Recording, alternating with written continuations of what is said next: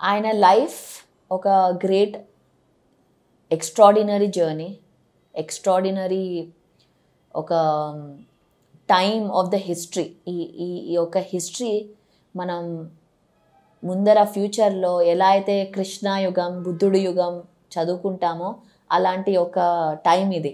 మన అందరం దాన్ని ఒక సాక్షులం. సో ఈ టైం అనేది చాలా గొప్పది హిస్టరీలో. ఈ తను వచ్చింది ఒక కలియుగం, ద్వాపర యుగం, ఆ షిఫ్ట్ కాన్షియస్నెస్ని సెట్ చేయడానికి వచ్చారు ఆయన.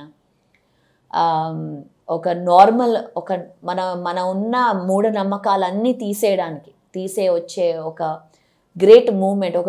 ఆయన ఒక గ్రేట్ కాన్షియస్నెస్. ఒక మనిషి కాదు ఆయన, ఒక కాన్షియస్నెస్. ఆ కాన్షియస్నెస్ షిఫ్ట్ ఏంటంటే మనం అనుకున్న అబద్ధాలన్నీ ఇలా ఉంటే అవుతుంది, అలా ఉంటే అవుతుంది, అలా ఏం కాదు, మీరు దేవుళ్ళే.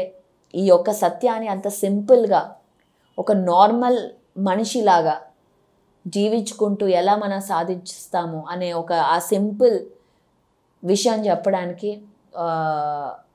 అతను ఒక ఎక్స్ట్రాడినరీ జర్నీ.